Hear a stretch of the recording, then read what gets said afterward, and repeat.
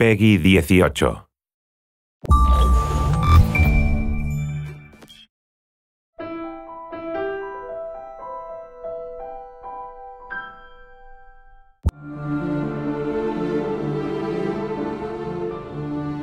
Assassin's Creed is really about history and incredible world. We're playing with a history that is, without trying to spoil things, extends back, anywhere from 80 to 100,000 years from today and extends as far into the future as, we have time to make games. Two specifics about Assassin's Creed. The first one, it's a huge universe spanning across many different mediums with many different characters, events, locations. The second one is the community. The community on Assassin's Creed is extremely knowledgeable about this universe and also has very high expectation about what's coming next in terms of story. So putting all these things together, we realized it was time to fit everything into one reliable source of information. Actually, it really has been a back and forth process between the encyclopedia writers and the games writers to make sure that all the content of the book, of the encyclopedia, is really accurate. Well, we start by going through all the data, and then we would decide on what articles we wanted to do. And once we had that settled, we would write down a brief description of the article, send it out to the external writers, who would then return the full content to us. The best part about this project was adding new content. Every time you get a chance to work on a brand like Assassin's Creed, it just makes your day, We are covering and unveiling a lot of information on characters such as Altair, Ezio, Desmond Miles, Subject 16, but also new assassins such as Shao Jun.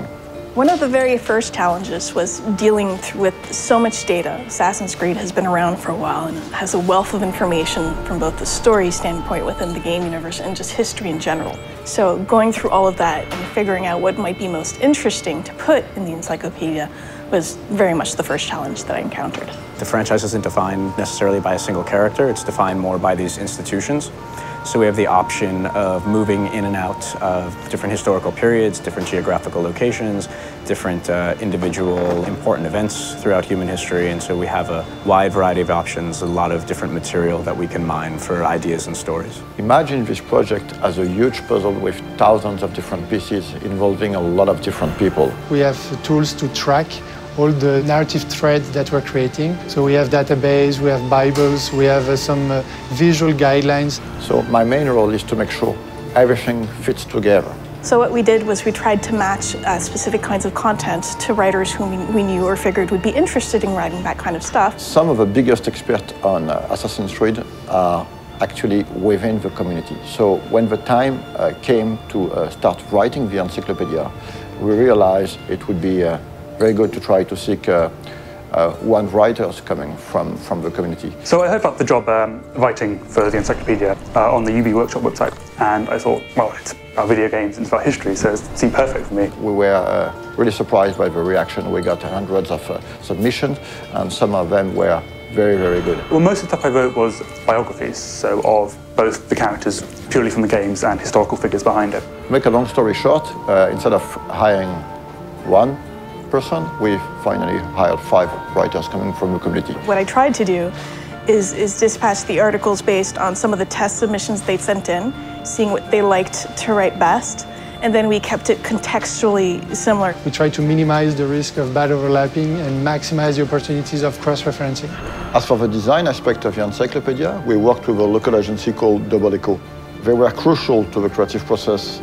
For example, during earlier discussions, we decided to only use production concept arts to illustrate the encyclopedia, as opposed to 3D renders or marketing assets. The role of concept art is very important in the conception of a game. During the early stage of conception, we work on very high-level concepts. So it's about silhouette, a mood, skylines of the city, treatment for the characters, colors. It's quite remarkable how much of the stuff does have its ties to reality and things that really happened. And I'm pretty sure that readers will discover some really interesting and new information. For example, in the encyclopedia, we're gonna reveal some information about the Templars, among other things, but actually the encyclopedia is gonna have some spoilers, so if you haven't played the game, just wait to read it. This encyclopedia is available in Europe in the Animus edition that you can find at retail. For more information, check on assassinscreed.com, and it is also available as a standalone worldwide on ubiworkshop.com.